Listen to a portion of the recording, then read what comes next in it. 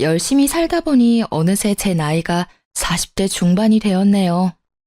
여자의 인생은 마음부터라는 말이 있죠?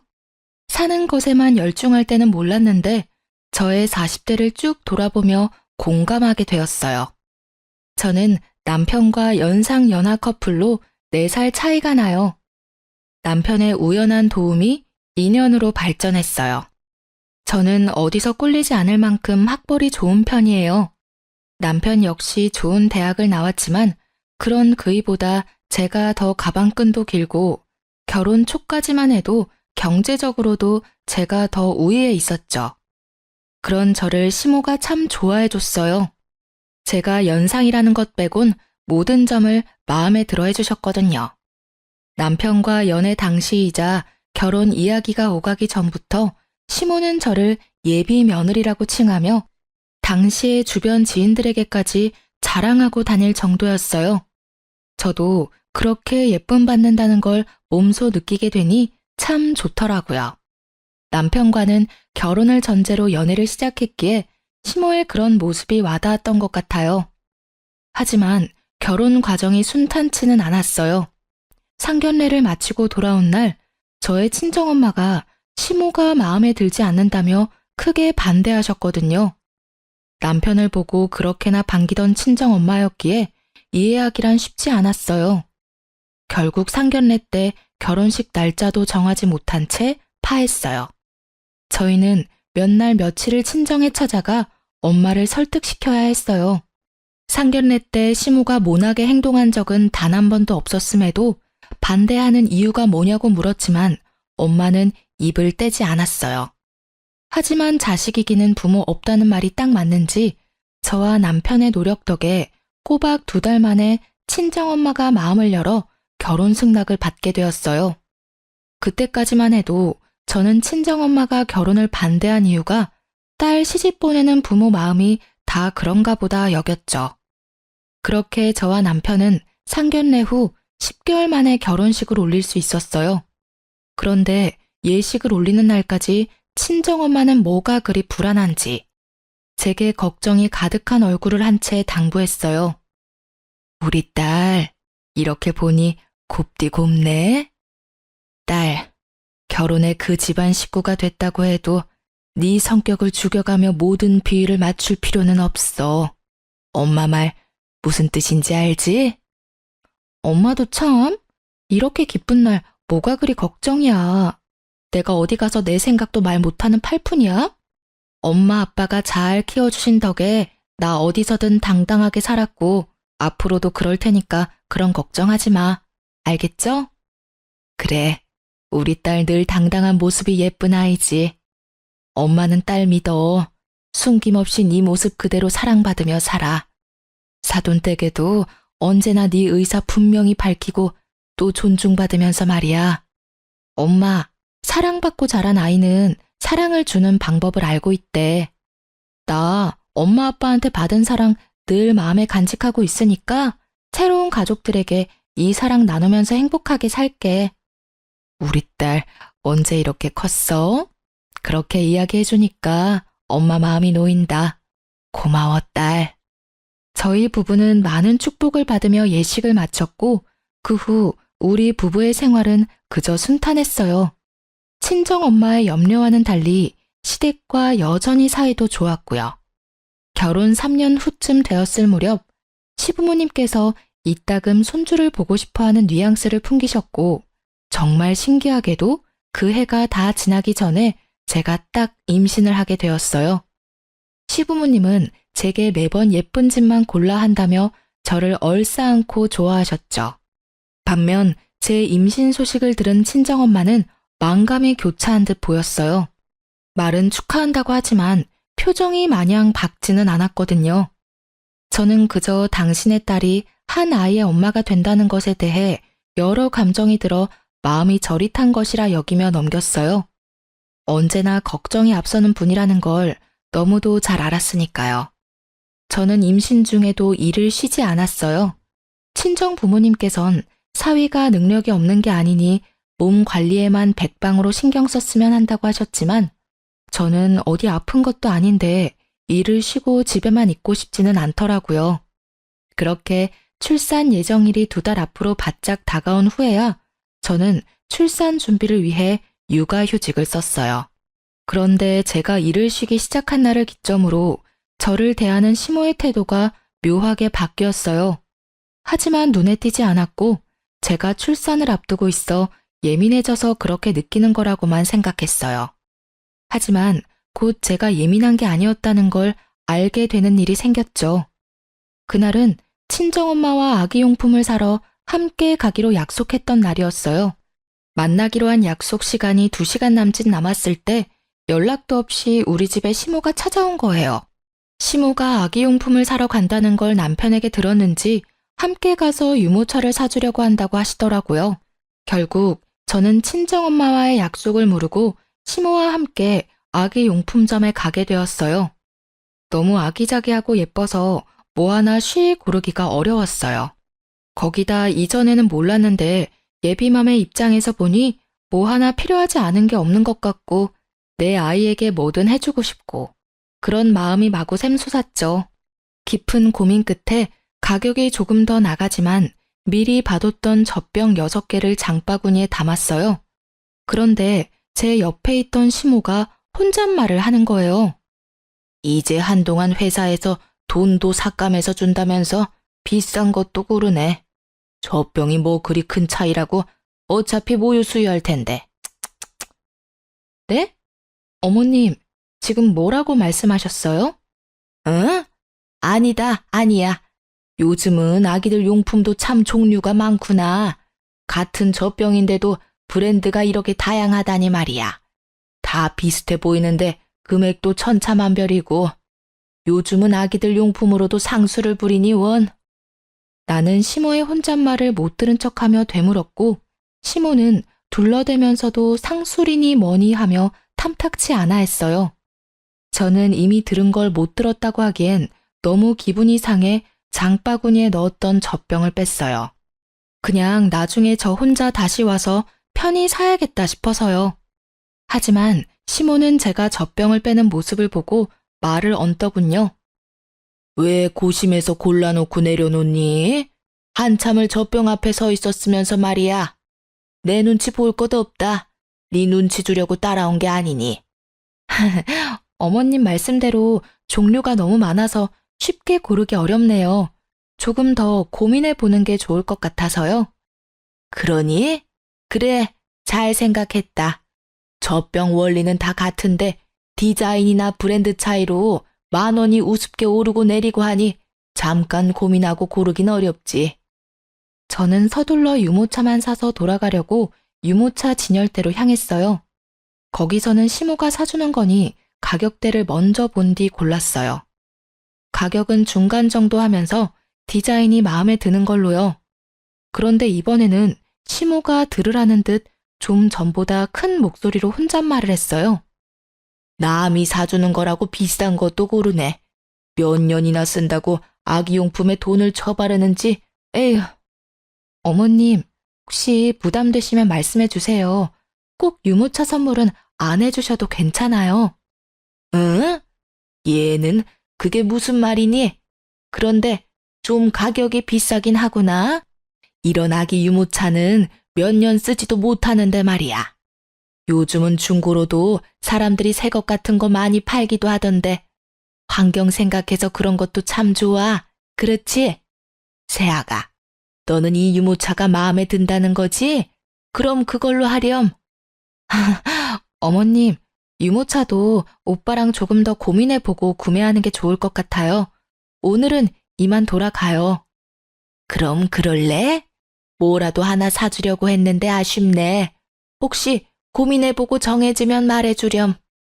그날 저는 기분이 상해 더는 시모와 함께 쇼핑할 수 없겠다는 생각에 대충 둘러보는 척한 뒤 그중 가장 저렴한 가재 수건만 한 묶음 사서 나왔네요. 애초에 연락도 없이 불쑥 우리 집에 찾아왔던 것도 제가 돈 쓰는 걸 감시하려고 했던 것 같다는 생각에까지 이르니 속에서 화가 솟구쳤어요. 이날 남편이 퇴근하고 와 있었던 일을 다 털어놓고 다시는 시모에게 우리 일에 관한 건 일절 이야기하지 말라고 당부했어요. 알겠다면서도 시모를 두둔하는 남편을 보고 있자니 열불이 뻗쳤지만 처음 있었던 일이니 더는 거론하지 않고 넘겼네요. 그날 얼마나 스트레스를 받았는지 배가 땡땡하게 뭉쳐 밤새 고생을 했더랬죠. 하지만 고부 갈등에 대한 남편의 무지함과 시모의 간섭은 또다시 저를 괴롭혔어요. 출산 한 달을 앞둔 시기 산후조리원에 관해 남편과 말이 많았어요. 그래도 애를 낳는 것도 저도 몸조리를 해야 하는 것도 당연하니 결국엔 남편이 제 의견에 따르기로 했어요. 그런데 출산 예정일 딱 2주 전 시모가 제게 차 한 잔 같이 하자며 저를 불렀어요. 뭔가 쎄한 기분이 들었는데 아니나 다를까 남편이 고세를 못 참고 시모에게 다 떠들어댔는지 산후조리원 예약했다는 얘기를 들었다며 운을 떼더군요. 저는 당연히 몸조리를 위해 산후조리원에 다녀올 계획이라고 했어요. 시모는 제 대답에 기가 차다는 듯 코웃음을 치더니 이렇게 말했어요. 조리원을 가라 마라 하지는 않으마. 대신 산후조리원 다녀올 거면 네 돈으로 가렴. 너 그동안 돈 좀 벌었으니 모아둔 돈도 있지? 내 아들이 출산 비용이라도 다 낼 텐데 너 편하자고 가는 곳이니 네 돈으로 해야지. 내 말이 맞지 않니? 어머님께서 염려하신다는 건 알겠지만 산후조리원에 가던 안 가던 우리 부부가 상의해서 결정하는 거고요. 그 비용을 어떻게 할 건지 역시 저와 오빠가 결정할 문제예요. 제가 오빠와 잘 이야기 나눠보고 정했으니까 마음 쓰지 마세요. 예, 어디서 어른을 가르치려드니? 네가 보기엔 내가 우스워 보이니? 너희 집 가장이 내 아들이야. 그러니 내가 나서는 수밖에 없지. 내 아들 돈을 네가 막 쓰도록 둘 수는 없는 거잖니. 내가 산후조리원을 돈 때문에 가지 말라는 것도 아니고 네 돈으로 다녀오라는데 뭐가 문제야? 어머님 말씀대로 남편은 성인이고 한 가정의 가장이에요. 그러니 어린애 기르듯 저희 부부 문제를 간섭하실 수는 없는 거 아닌가요? 남편이 조금 더 어리다고 제가 마음대로 주무르며 함부로 대하지 않아요. 그러니까 한 발 물러서서 저희 부부를 지켜봐 주시면 좋겠어요. 좀 배웠다고 따박따박 말대꾸 하는 것 봐. 간섭이라고 했니? 내 아들이 잘 살길 바라는 마음으로 이야기하는 걸 뭐? 간섭? 여자는 애 낳는 순간 시댁이고 남편에게 의리야. 알겠니? 2번 말 안 하마. 내가 말하는 대로 해. 그리고 꼭 출산은 자연분만으로 해야 한다. 제왕절개는 돈도 많이 들고 병원에도 오래 있어야 한다는데 네가 그렇게 쉬고 있을 동안 고생하는 내 아들은 누가 챙기니? 일하는 내 아들 챙겨줄 사람이 없다는 건 말도 안 되지. 어머님, 고리적 개념은 좀 버리세요. 어디 가서 그런 말씀하시면 좋은 대우 못 받으세요. 그리고 돈으로 사람을 이렇게 대하시는 건 아니죠. 제가 육아휴직 중이라고 무시하고 싶으신가 본데 저 어머님께서 무시한다고 무시당할 만큼 돈 한 푼 없지 않거든요. 부족함 없이 지낼 만큼 벌었으니 더는 저희 부부 문제로 관여하지 마세요. 저희 부부 사이 멀어지게 만들고 싶은 게 아니라면요. 저는 이렇게까지 확 변해버린 시모를 보고 있자니 소름이 닿기 쳤어요. 시모에게 관여하지 말라고 딱 잘라 말한 뒤 집으로 돌아오는 내내 화가 나 미칠 지경이었어요. 그날 저는 집에 돌아와 남편과 대판 싸웠습니다. 당신, 내가 우리 문제 어머님께 말하지 말라고 했던 거 기억 못해? 내가 왜 당신이 한 가벼운 처신으로 이렇게 피해를 봐야 해? 네 부모면 나한테 그렇게 함부로 감나라 배나라 하면서 참견해도 되냐고. 내 처신이 뭐? 엄마가 당신 걱정을 좀 하길래 덜어드리려다 보니 말이 나왔을 뿐인데 도대체 왜 미친 사람 마냥 난리야? 걱정? 웃기지도 않네.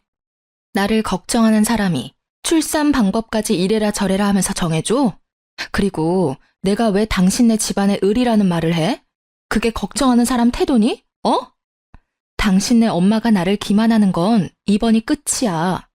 또 이런 일이 반복되면 그땐 결혼이고 뭐고 다 끝이라고. 당신이 얼마나 우리 엄마한테 기어올랐으면 엄마가 당신한테 그런 말까지 하겠어? 나한테 이렇게 성내기 전에 당신이 엄마한테 보인 태도에 대해서나 생각해봐. 당신은 지금 우리 엄마 나쁜 사람 만드는 것에 급급한 사람으로밖에 안 보여.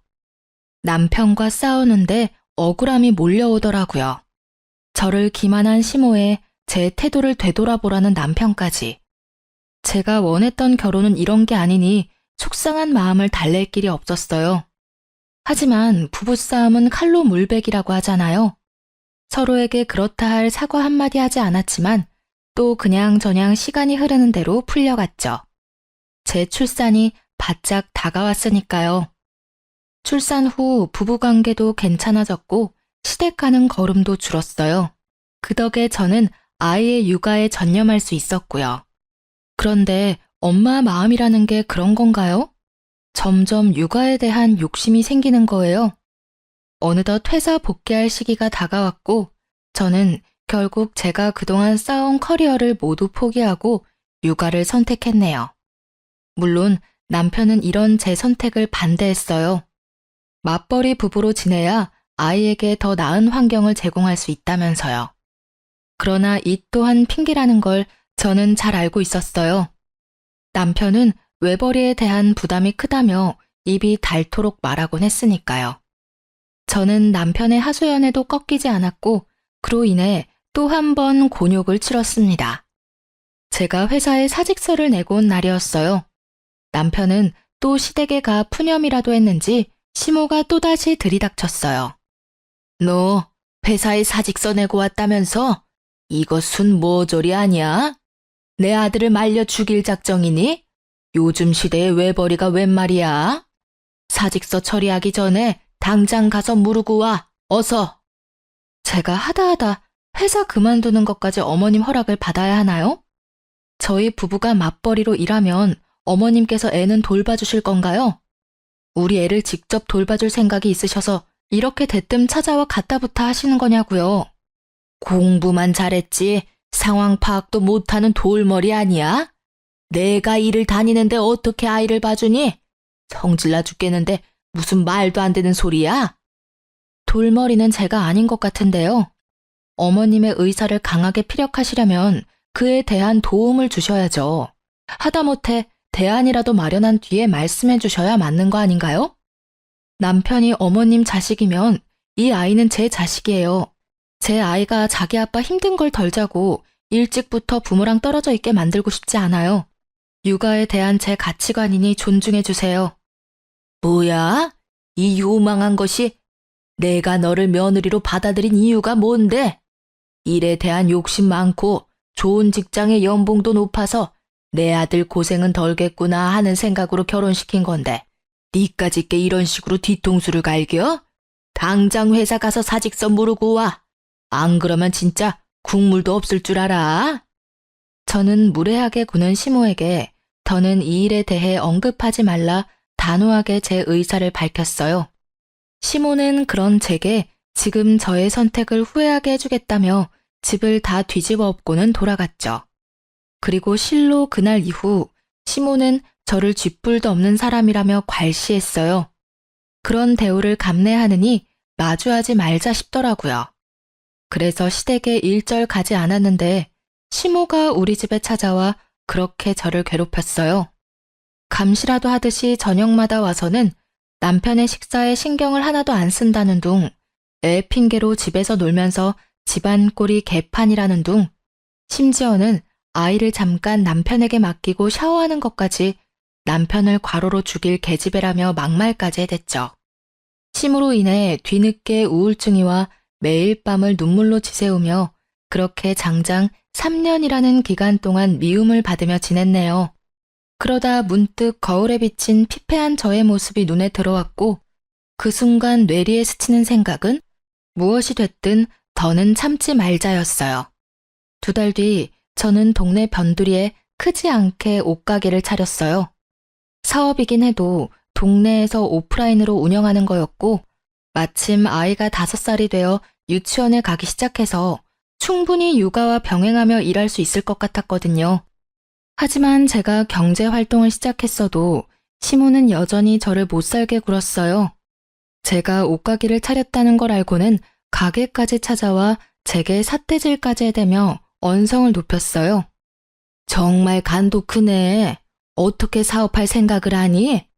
이거 다 네가 빼놓은 비상금으로 차린 거라며? 어떻게 이 정도로 영악하고 못돼 먹었는지. 이렇게 사고 칠 돈 있었으면 내 아들 내조나 잘할 것이지. 회사에 들어가랄 땐 죽어도 싫다고 버티더니 버튼 곳에 돈까지 버리고 이게 다 뭐 하는 짓이야? 저도 더는 지겨워서 어머님과 이 말 저 말 하고 싶지 않네요. 제가 남편에게 사업하겠다고 자금을 주라고 했나요? 아니면 이 사업한다고 우리가 빚쟁이라도 됐나요? 도대체 왜 제가 하는 일마다 사사건건 참견질을 해대시는 거예요? 제가 뭘 하든 제 선택이고 제 인생이라고요. 내가 참견까지 하게 만드는 건 다 네 행실 때문이잖니. 어느 정도 미련스럽게 처신을 해야 내가 잠자코 있지. 이건 뭐 내 아들 고생시키겠다고 말하는 것과 뭐가 달라? 그리고 잘난 며느리 들어왔다고 그렇게 자랑을 해대는데 이따위 구질구질한 가게를 차렸으니 내가 어떻게 얼굴을 들고 다니냔 말이야. 어머님, 정말 해도 해도 너무하시네요. 막말로 제가 친구분께 저를 자랑해달라고 했나요? 그리고 사람을 그렇게 돈과 직위로만 평가하고 어머님의 기준에 미치지 못하면 이런 식으로 행동해도 되는 건가요? 제발 적당히 좀 하세요. 전 그렇게 자랑하고 다니고 싶으셨으면 남의 자식인 저더러 어머님의 기준에 맞추라 하지 말고 남편이랑 신우를 자랑할 가치가 있도록 키우시지 그러셨어요. 이게 지금 뚫린 입이라고 어디 시어미 앞에서 그런 말을 짓거려? 개나 소나 다 하는 옷가게 차리더니 이게 멍청해도 더럽게 멍청해졌네. 시모는 저를 향한 분노를 참지 못하고 제 얼굴을 내리쳤어요. 저는 시모에게 이렇게 하니 속이 시원하냐고, 아무리 가족으로 얽혀 있어도 이제 남보다 못하니 서로 마주하지 말자고 소리쳤어요. 시모는 그런 제게 자기가 바라는 바라며 이혼당할 준비나 하고 있으라는 말을 남긴 뒤 돌아갔죠. 그 뒤로 저도 전처럼 시댁에 발도 들이지 않았고 시모도 더는 찾아와 저를 쪼는 일이 없었어요. 남편이 도대체 자기 엄마에게 어떻게 굴었길래 이혼하라고 성하냐며 화를 냈지만 저는 그런 남편에게 진짜 이혼하고 싶은 게 아니라면 지금부터라도 행동 조심하라고 엄포를 놓았네요. 남편은 이혼은 무서웠는지 더는 시모의 우악스러움은 볼 일이 없었어요. 하지만 시댁 식구 모두에게까진 해당되지 않아서인지 보다 못한 신우가 저를 찾아왔어요. 그런데 참 다행히도 신우는 제게 자기 엄마를 이해해달라며 대신 자기가 제 일을 시간 내 자주 도와주러 오겠다는 거예요. 저는 탐탁치 않아 거절했어요. 하지만 신우는 매일 찾아와 저를 도왔어요. 하지 않아도 괜찮다고 말리던 저더러 곧 아이가 하원하고 올 시간이니 조금이라도 쉬라며 남편보다도 더 저를 이해하듯 말해주었죠. 그 덕에 저는 조금씩 신우에게 마음이 열렸고 이렇게까지 신경 써주는 게 너무 고맙더라고요. 그래서 인기 있는 디자인의 옷을 몇 개 빼놨다가 신우에게 선물했어요. 금방 지쳐 할 줄 알았던 신우는 그 후로도 자주 가게에 와 아이와 놀아주기도 하고 저를 돕기도 하며 지냈어요. 그러던 어느 날 제 딸이 몸이 아파 병원에 입원하게 됐어요. 아이들의 경우 보통은 고질적인 질환이 아닌 이상 사나흘 정도면 퇴원하는데 이상하게 아이의 컨디션 회복이 더뎌 결국 열흘 동안이나 입원해 있었죠. 그러니 당연히 제 옷가게는 그 기간 동안 문을 열 수 없었고요. 그런데 아이가 입원해 있다는 소식을 들은 신우가 제게 연락이 왔어요. 옳게 소식 들었어. 가게도 못 열고 무슨 일이래 참. 지금은 괜찮고? 아, 아기가 아직 열이 안 떨어져서요. 어쩔 수 없죠. 그동안 가게도 못 열고 어떡하냐는 말이지 내 말은. 혹시 애 때문에 가게가 마음에 걸리면 내가 대신 가게 봐줄까? 괜찮아요. 신경 안 써주셔도 돼요. 제가 알아서 할게요. 에이, 가족 좋다는 게 뭐야. 이럴 때 신우이 써먹는 거지. 안 그래? 나중에 조카 다 낳고 거하게 한 통 쏘기만 하면 돼. 올케가 힘들어하는 게 눈에 보이니까 내가 다 마음이 아파서 그래. 도와주겠다는 선의의 마음을 올케가 굳이 거절 안 해도 되는 거야. 신우는 끈질기게도 자기가 봐주겠다더라고요. 결국 계속 거절할 수 없어 며칠만 부탁한다며 맡기게 되었어요. 신우 덕에 제 걱정도 덜어 한결 마음은 편하더라고요. 그렇게 나흘쯤 지났을 때 아이가 많이 호전되어 퇴원을 하게 되었어요. 가벼운 마음으로 다시 가게로 출근하게 된 날, 저는 가게에 도착하자마자 기함했습니다.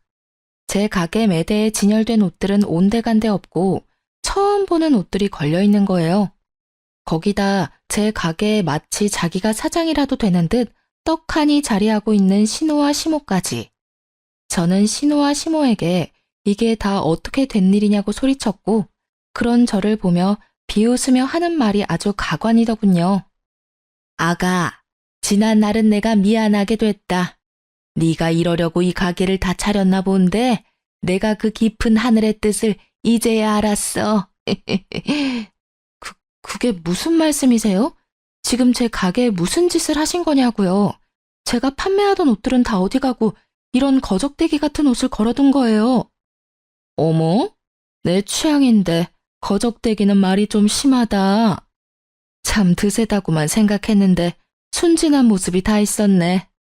내가 가게 챙기겠다는 말을 너무 고지곳대로 들었나 봐. 내가 이 나이 먹도록 놀고 있는 건 불효잖아. 그래서 올케 도우면서 일을 좀 배워뒀던 건데 눈치 못 채더라. 올케는 학벌 좋으니까 나보다 취직하기 쉬울 거잖아. 그래서 내가 앞으로는 가게 운영하려고. 당장 내 가게 원상 복구해놔. 내가 아무리 당신네들한테는 외지인이라도 이러는 건 아니지. 애 키우면서 잘 살아보려고 노력하는 사람을 속이고 등쳐먹이려는 게 인간이야? 당신네들이 인간이냐고. 올케, 말 조심해. 우리가 무슨 사기꾼들이야? 왜 그런 식으로 말을 해? 올케는 정말 위아래도 없구나. 그러니까 엄마가 그렇게까지 했지. 능력 좋던 올케는 그 능력 앞으로도 펼치면서 살아. 우리 집안 깊혀주려고 네가 들어온 건데 붕 해야지 않겠어? 네가 우리 가족이 된 이유가 네 능력인데 말이야.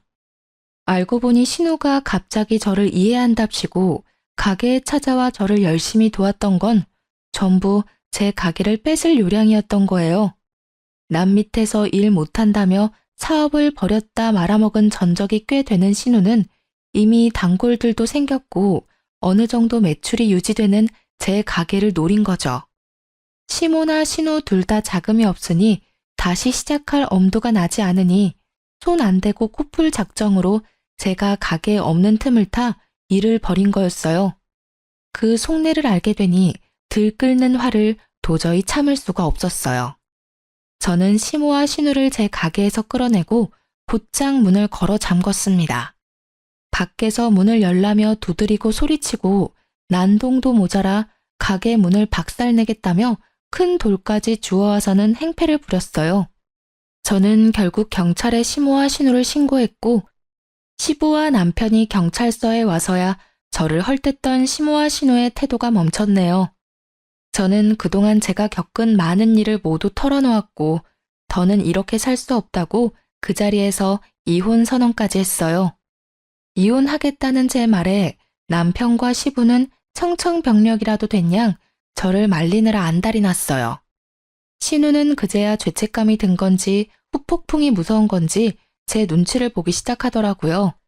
하지만 시모는 이런 상황에도 아랑곳하지 않았어요.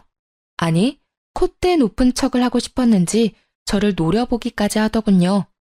결국 그런 시모의 태도는 시부의 심기를 건드렸고 시부는 시모에게 고래고래 소리쳤어요. 당신 어서 사과해. 당장. 어영부영 넘길 생각 추호도 하지 마. 알겠어? 어떻게 부모가 자식 가정을 깨는 만행을 저질러? 며느리가 기분이 풀릴 때까지 무릎이라도 꿇고 싹싹 빌란 말이야. 당신 아들이랑 며느리가 이혼하는 순간 당신도 이혼당할 줄 알아. 내가 뭘 어쨌다고 저 되바라진 것한테 사과를 해?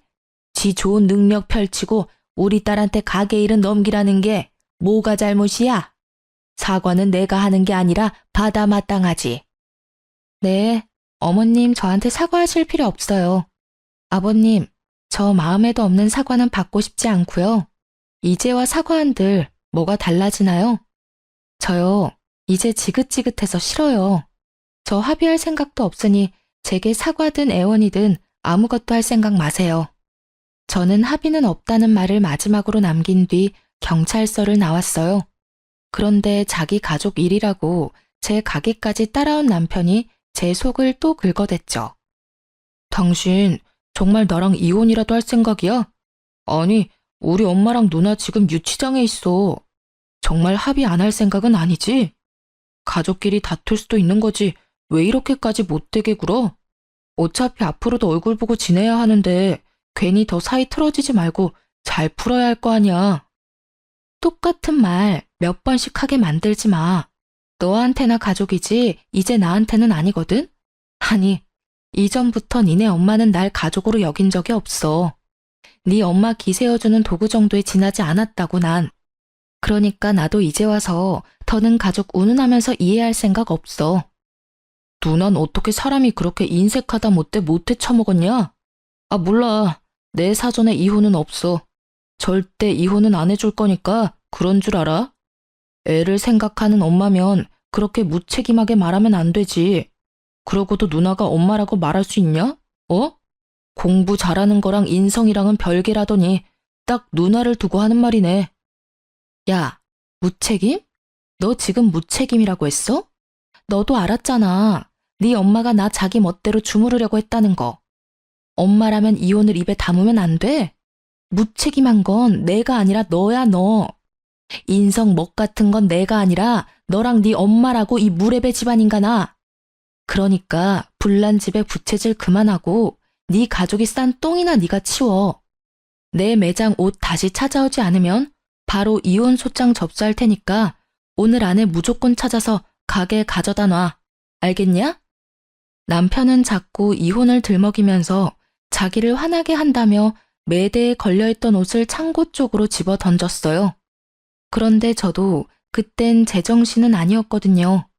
남편에게 미친 것 위에 더 미친 것이 있다는 걸 보여주기 위해 저는 남편을 향해 옷가지들을 집어던지며 정신 나간 사람처럼 굴었죠.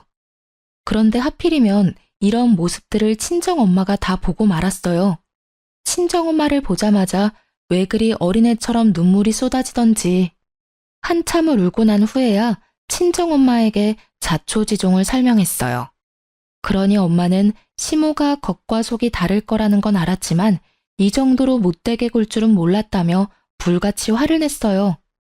당장이라도 시모를 가만두지 않겠다며 열을 내는 걸 제가 직접 해결하겠다고 설득해 간신히 진정시킬 수 있었어요. 그러자 친정엄마의 차가운 시선은 남편을 향했고 남편은 도망이라도 치듯 가게를 나갔어요. 한참을 친정엄마의 도움으로 가게를 정리하고 있는데 남편이 제가 가게에서 판매하던 옷을 찾아왔더라고요. 그런데 그 옷들이 다 시댁 창고에서 발견했다는 말을 듣고 단전에서부터 또 화가 마구 치밀었어요. 하지만 그 순간 뭔가 쎄한 기분에 사로잡혔어요. 이런 일을 겪으니 촉이 곤두섰던 거죠. 저는 카운터로 곧장 향해 현금 보관함을 열어보았어요. 아니나 다를까 그 많던 돈이 한 푼도 없이 텅텅 비어있는 거예요. 네, 자금이 없던 신우가 제 돈으로 자기가 팔고 싶던 상품을 떼온 거였어요. 이게 도둑과 다를 게 뭔가요? 하지만 이런 상황에서도 더욱 황당한 건 남편이라는 인간의 태도였습니다. 무슨 돈으로 이 많은 옷을 떼왔나 했더니 그럼 그렇지.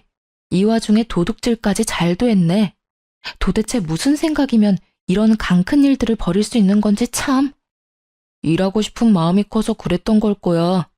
설마 당신 지금 이것까지 문제 삼을 생각은 아니지? 당신 때문에 경찰서까지 끌려간 우리 엄마랑 누나한테 말이야. 누나가 빼간 돈은 내가 비상금으로라도 채워줄 테니까 제발 더는 문제 삼지 말자. 어? 어차피 내가 주면 그만인 돈이잖아.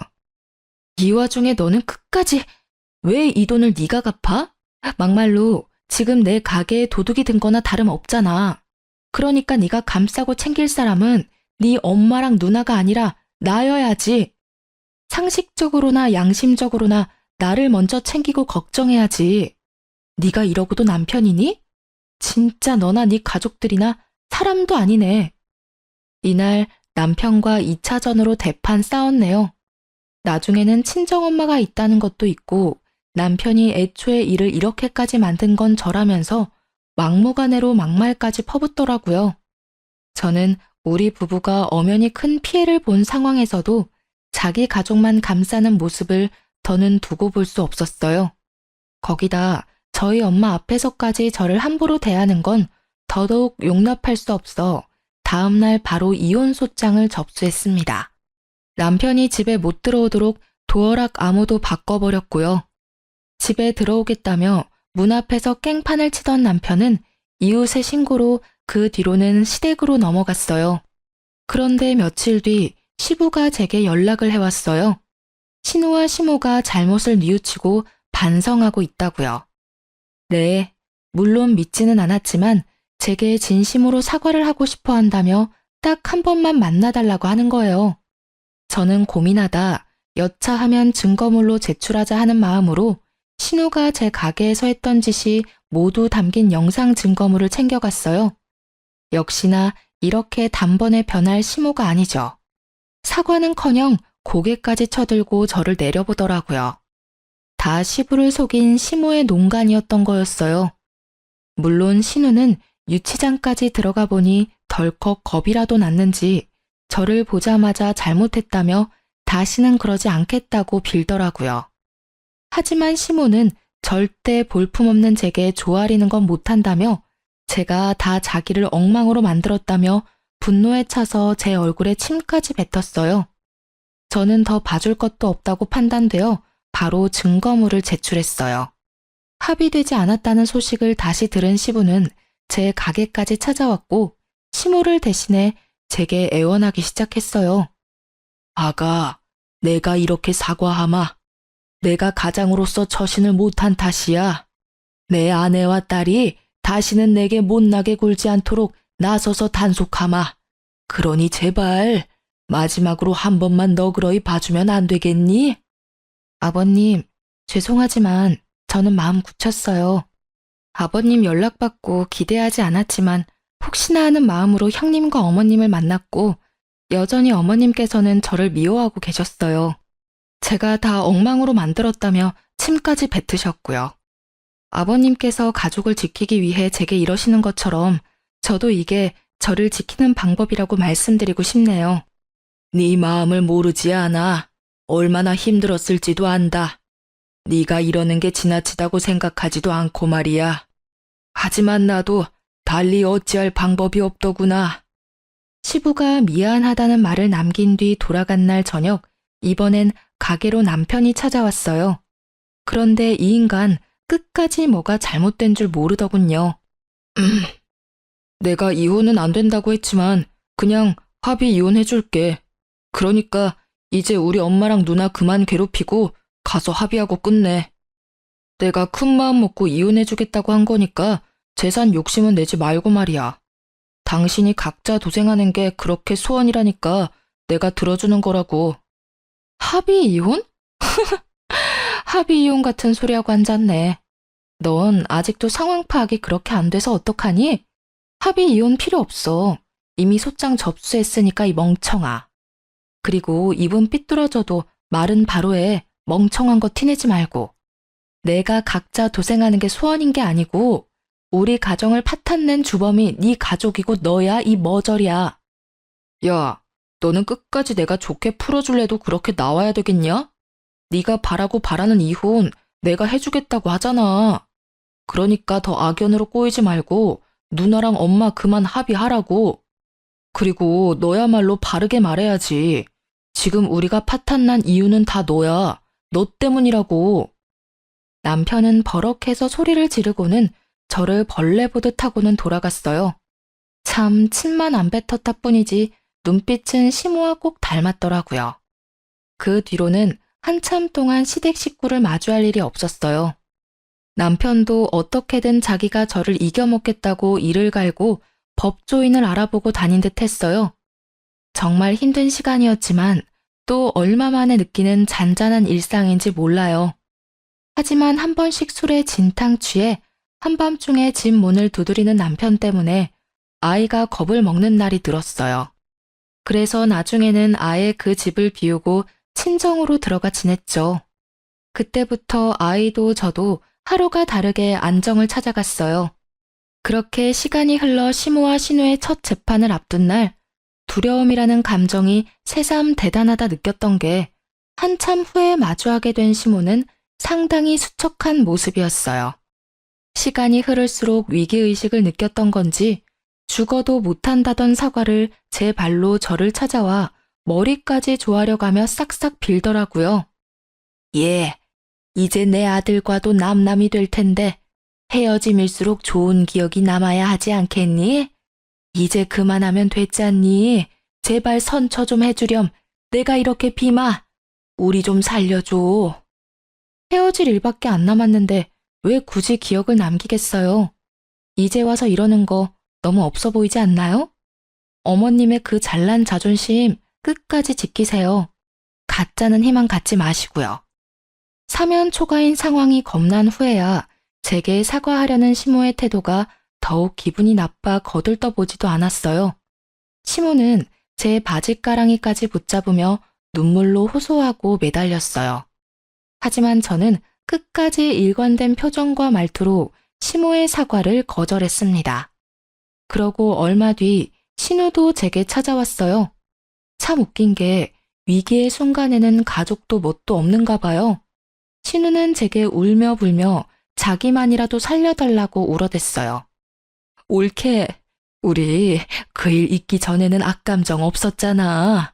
내가 일도 도우면서 우리 잘 지냈잖아. 나한테 고맙다면서. 제발 나라도 살려줘. 응? 나 정말 무서워서 잠도 안 온단 말이야. 그 가게 내 가게로 꾸리라는 것도 사실 엄마가 다 시킨 일이야. 내 잘못이 아니라고. 나 정말 억울해. 억울하고 무서워 미치겠어. 형님, 아니, 다 끝난 마당에 동갑이니까 친구로서 말 좀 할게. 너는 그동안 편하게만 살아봤지? 그러니까 이참에 인생 공부한다 여겨. 억울하다고? 네 엄마가 시켰다면 시킨 대로 한 게 잘못이지. 그 나이 먹도록 옳고 그른 판단도 못해?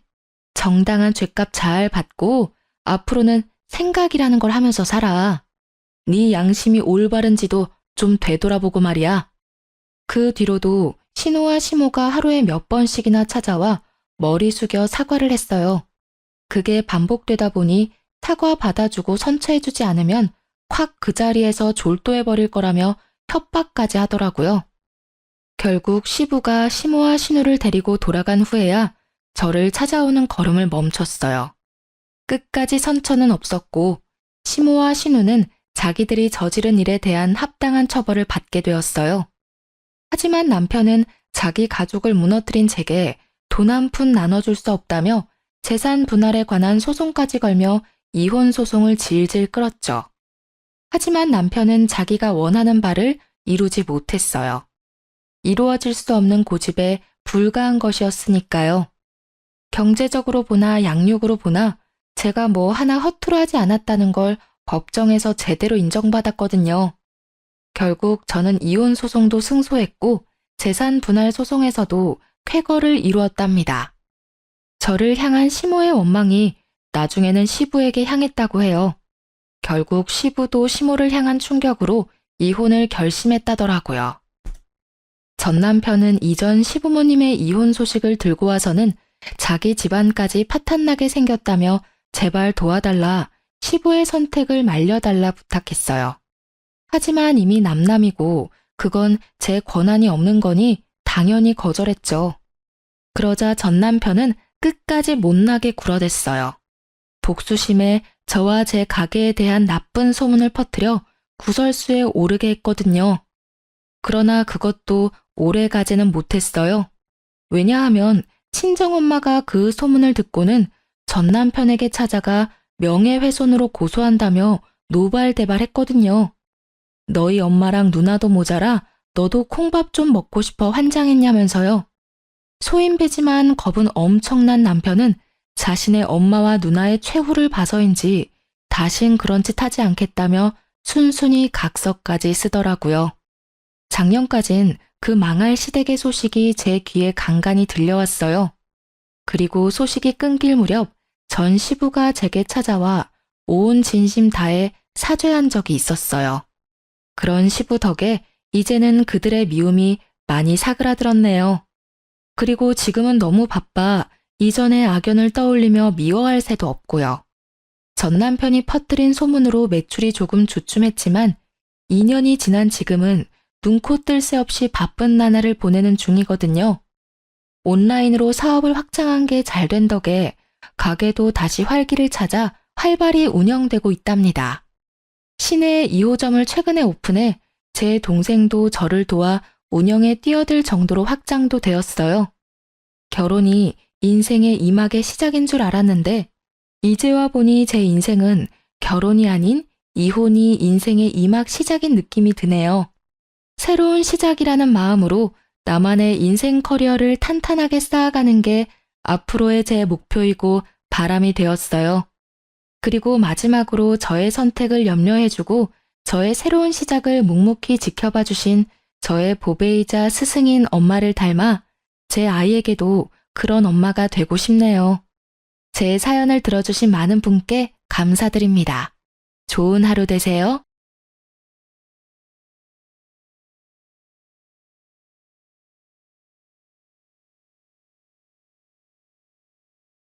안녕하세요. 평생을 운명이라는 말은 믿지 않고 살았어요. 하지만 그때 그 일을 경험한 후 사람은 각자 타고 태어난 팔자가 있고 그 팔자와 연결된 운명이 있다는 걸 믿게 되었습니다. 제 가치관을 변화시킨 그날의 이야기를 지금부터 시작해 볼게요. 제가 남편을 만나게 됐을 당시 이미 제 남편은 100억 자산가였어요. 시부는 자수성가한 대단한 분이셨고요. 저는 그런 남편과 시부모님을 보면서 부럽다고 느꼈던 부분이 하나 있었어요. 부모는 자식의 거울이라는 말처럼 남편이 시부모님을 보고 배운 것이 부유함을 관리하는 방법이었다는 것이에요. 그 점이 남편과 살다 보니 부러움으로 바뀌어갔던 거예요. 제가 부유를 관리하는 방법을 알았다면 적어도 이런 대우를 받으며 살진 않았을 텐데 하는 마음이 자꾸만 들었거든요. 집안도 직업도 평범했던 제가 못마땅했던 시모. 그리고 그런 저를 무시하는 남편과 살면서 얻은 거라고는 제 하나뿐인 자식과 고생한 흔적만 고스란히 담긴 저 자신뿐이었어요. 남편이 돈 많은 자산가면 뭐 하나요? 있는 놈이 더한다고 제게 돈 한 푼 쓰는 걸 아까워하는 사람인걸요. 본인은 옷이며 신발이며 값비싼 것들로 치장하기 바빴지만 제가 쓰는 살림살이는 그렇게도 아껴라 타박을 하던 사람이에요. 제 남편이. 당신 수진이한테 나 몰래 용돈 줬어? 애들이 무슨 돈이 필요하다고 돈을 쥐어줘? 오늘 수진이 소풍이라 이럴 때 아니면 언제 용돈을 줘요? 그리고 이제 애들도 자기 용돈 관리도 해보고 할 때 됐잖아요. 여보도 딱 수진이 나이 때부터 용돈 관리 연습했다면서요. 쟤가 나랑 같아? 어차피 쟤는 생긴 걸로 보나 하는 짓으로 보나 당신을 빼다 박았는데 나 같은 영특한 행동을 할 리가 없잖아. 다시는 당신 멋대로 용돈 챙겨주는 짓 하지 마. 알겠어? 이제 용돈도 받고 자기가 돈 관리도 해볼 나이예요. 그리고 진훈이는 동생인데도 작년부터 당신이 용돈 주고 있잖아요. 아이들을 그렇게 차별하는 부모가 어딨어요? 수진이도 당신 딸이에요. 당신이 언제부터 나한테 언성을 높였지? 지금 이만큼 살고 있으니까 이게 다 당신이 읽어낸 줄 아나 봐. 그리고 차별하지 않도록 수진이도 날 좀 닮게 낳지 그랬어 그럼. 수진이 너, 네 엄마처럼 네 돈 아니라고 흥청망청 쓰지 말고 그대로 가져와. 알겠어? 정말 이렇게까지 해야 해요? 오늘 수진이 소풍날이라고요. 아이 용돈 좀 챙겨준 게 무슨 잘못이라도 된 것처럼 굴면서 아이 기분까지 망쳐야겠어요? 엄마, 나 괜찮아. 아빠, 저 괜찮아요.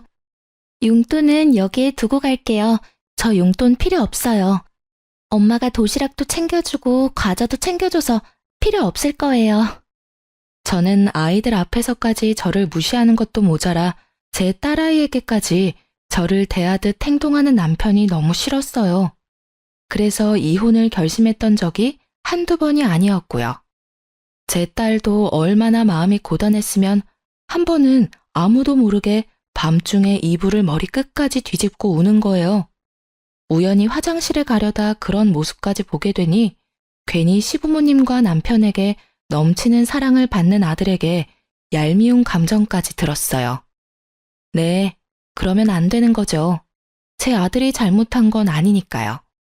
하지만 환경이 제 딸은 저의 아픈 손가락으로 만들더라고요. 그래서 딸아이에게 너무 힘들면 저와 이 집에서 나가 단둘이 지내는 건 어떻겠냐고 물었던 적이 있어요. 그런데 제 딸은 제 가슴을 미어지는 대답을 하더군요. 수진아, 엄마가 꼭 물어보고 싶은 게 있는데 솔직하게 대답해줬으면 좋겠어. 엄마랑 수진이랑 둘만 외할머니네서 지내는 건 어떨까? 엄마랑 함께면 어디든 너무 좋아. 하지만 엄마, 아빠가 미워서 그런 거라면 난 싫어요. 아무리 나를 미워하는 아빠라도 난 없는 것보다 있는 게 좋아. 내가 사랑하는 아빠잖아. 제 이혼 결심을 말린 건 이런 제 딸이었어요.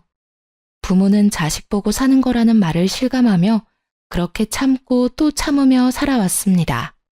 하지만 돈만 알지 남의 마음이라고는 눈꽃만큼도 헤아릴 줄 모르는 남편은 변함이 없었어요.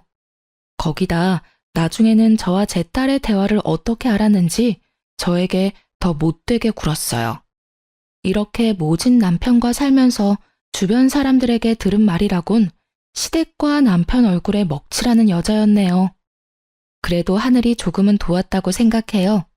제가 느낀 저의 인생 시간이 빠르게 흘렀으니까요. 일이 살다 보니 어느새 우리 아들이 결혼하는 날도 오더라고요. 며느리도 예쁜 외모만큼이나 싹싹하고 성격이 좋아 제 마음에 꼭 들었어요. 어쩌면 그래서 결혼 전에 더욱 걱정이 되었던 걸지도요. 거기다 여자라면 무시만 하는 줄 알았던 남편도 며느리 사랑은 시아버지라는 말을 증명이라도 하듯 며느리를 정말 예뻐했어요. 저는 그런 남편의 태도가 의아했지만 그래도 남의 귀한 자식이 천대받는 것보다 예쁨 받는 게 좋은 거니 다행이다 여기며 지냈어요. 그런데 남편이 저를 대하는 태도가 여전해서였을까요? 해가 갈수록 그 싹싹하던 며느리도 저를 대하는 태도가 변해갔습니다. 하루는 연차를 내서 쉬는 날이라며 며느리가 집에 찾아왔었어요. 아들은 바빠서 자기와 시간 보낼 틈이 없다면서요. 남편이 좋아하는 곶감을 한가득 사서 왔고 남편은 입이 귀에 걸렸더군요. 참 웃긴 게 제가 무슨 이 집 식모라도 되는 듯 며느리는 자연스럽게 그 곶감 상자를 제게 쥐어주더라고요. 거기다 자기가 제 윗사람이라도 된 것처럼 제게 고개만 살짝 까딱이며 인사를 하곤 상자만 건넨 뒤 휑하니 거실에 앉아있는 남편에게 향했어요. 아버님, 식사는 하셨어요? 저는 시댁 올 생각에 밥 먹는 것도 까먹고 나온 거 있죠. 오는 길에 가볍게 요깃거리 한 게 전부니까 아버님이랑 저녁 식사까지 하고 가도 괜찮죠? 그럼 물론이지. 아가, 오늘은 뭐 먹고픈 것 없냐? 네 시엄마가 다른 건 몰라도 그래도 음식 솜씨 하나는 봐줄만 해. 먹고 싶은 게 있으면 시엄마한테 다 말해놔라. 아버님도 참, 며느리가 돼서 어떻게 어머님께 요리해달라고 해요. 아무리 요즘은 허물없이 지내는 시어머니와 며느리가 많다고 해도 어머님께서 싫어하실지도 모르고요. 지금 네 시엄마 눈치를 보는 거냐? 네 시엄마가 나 몰래 눈치라도 주던? 이 옆에 내가 안 보는 곳에서는 내게 시집살이 시키냐? 어머님처럼 좋은 분께서 시집살이라뇨. 전혀 그런 거 아니에요. 저 먹고픈 거 생겼어요. 아버님께서 요즘 기운이 없으신 것 같으니까 어머님께 백숙 먹자고 하면 좋겠어요. 제가 말씀드리고 올게요. 며느리는 남편과 한참을 떠들더니 주방에서 곶감 정리를 막 마친 제게 왔어요. 그러고는 말투며 표정까지 싹 바꿔서는 지시하듯이 제게 말하는데 단전부터 화가 확 치밀어 올랐어요. 하지만 저는 애써 참으며 좋게 둘러 말했어요. 아니, 다그치고 싶어도 남편이 떡하니 집에 있으니 할 수 없다는 게 적절한 표현이겠네요. 며느리도 그걸 아니 제 머리 꼭대기까지 기어올랐어요.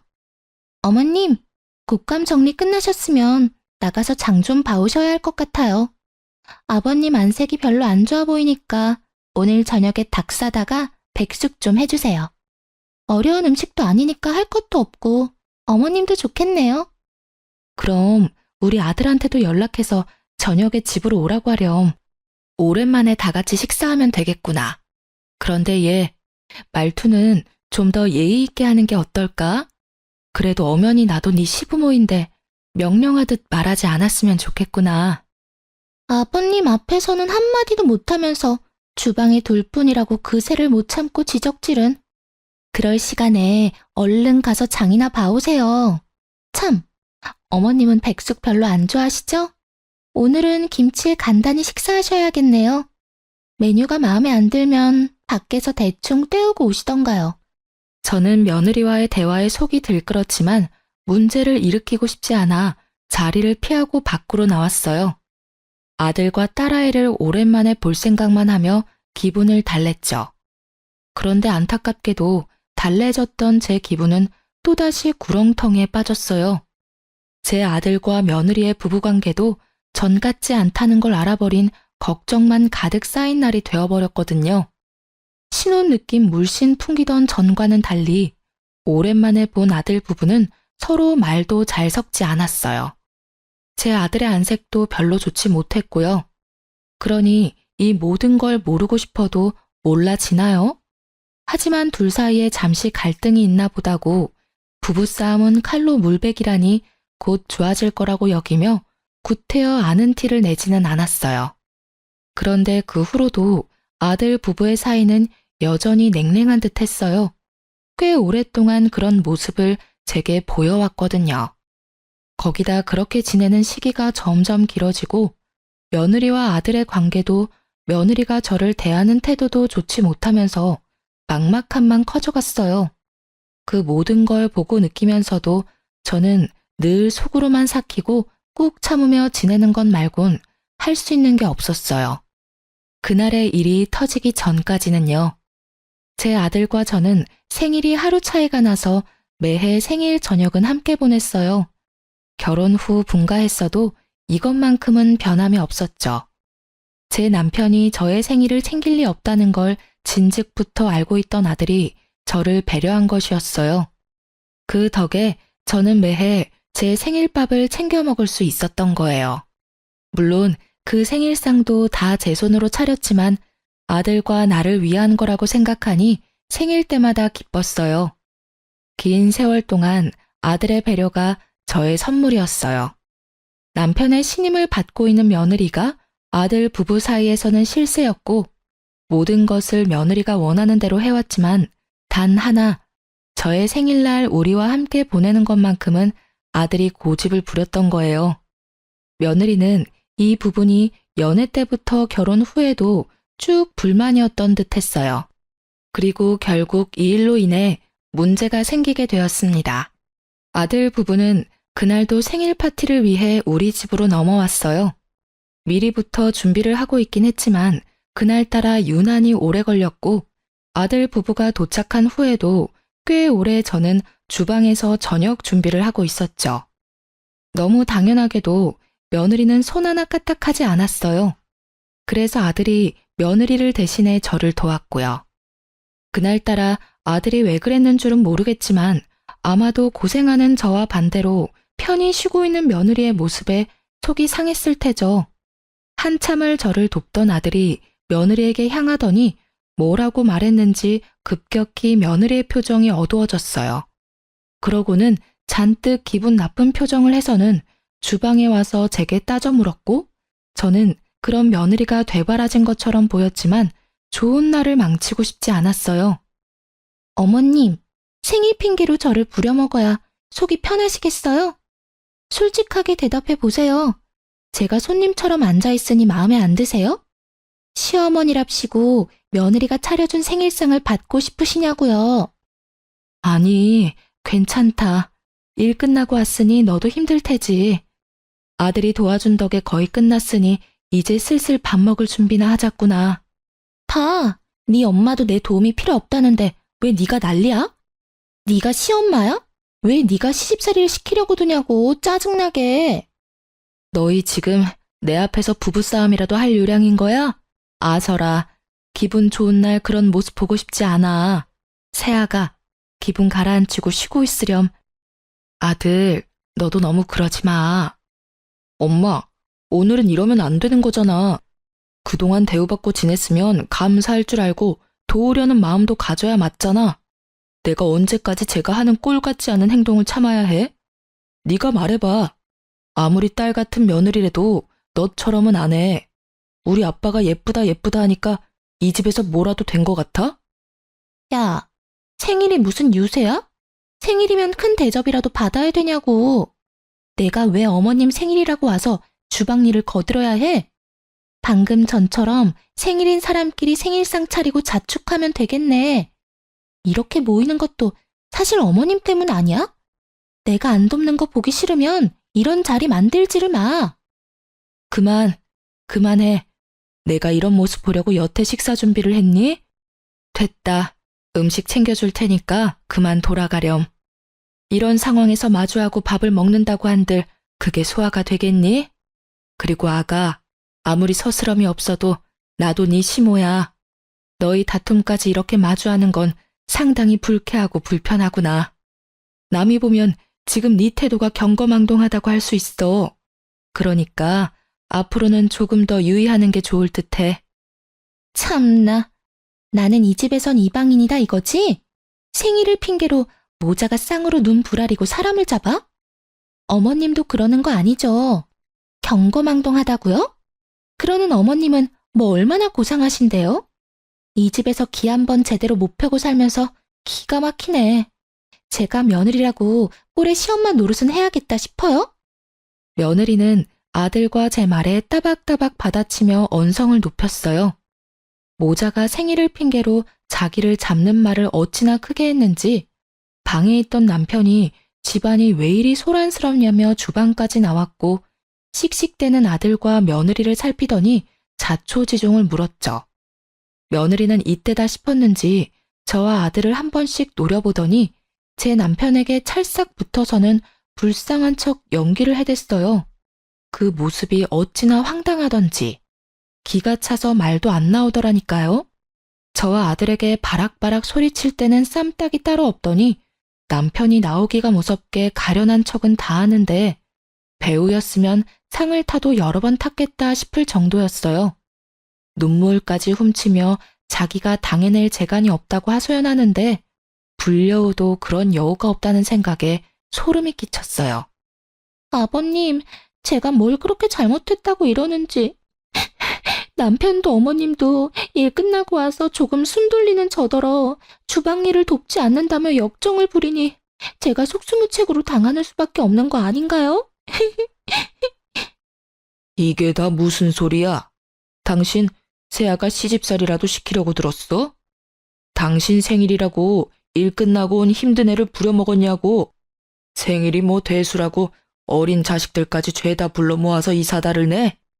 어른이면 어른다운 태도를 갖춰야지 그 나이 먹도록 싸구려 같은 행동을 못 고쳐? 아버지, 엄마한테 말하는 투 좀 조심하세요.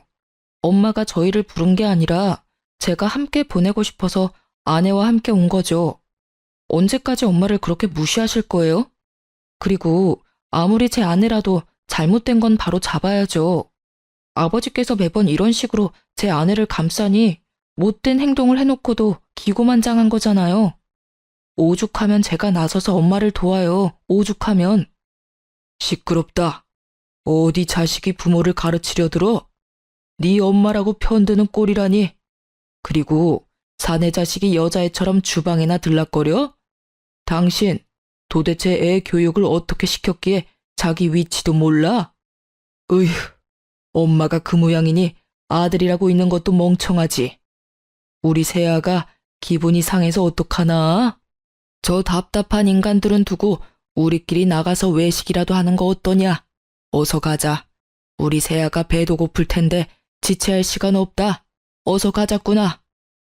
남편은 며느리의 기분을 망친 우리는 알아서 하라며 며느리만 데리고 외식을 갔어요.